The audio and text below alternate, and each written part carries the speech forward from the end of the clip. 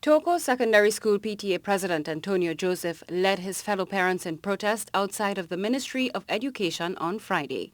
He said students have been sitting in their classes in containers and tents ever since the main structure was deemed unfit and marked for reconstruction.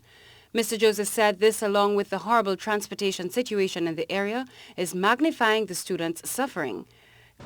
Now, Toco is not like Port of Spain or Saon or San Grande or any of these urban areas. You may go out by the road and wait 2 hours to get transport. So when a child goes by the road and he doesn't get transport, he's in a bad way.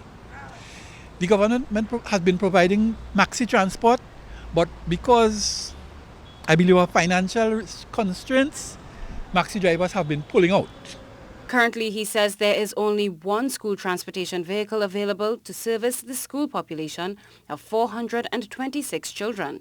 Mr. Joseph says this is a step back for a developed country such as ours. He says if government can build a port in Toco, then it can spend some money on a new school. Why should the port come before the school? I'm not against the port, but we want our school. Our children are suffering. I have 2 grandchildren in the school, and we have to foot the bill to get them to school. Now, children are sometimes seen on the road as long as 11 o'clock waiting to get to school. Now, you go to school for 8:30 and 11 o'clock is still on the road. Right?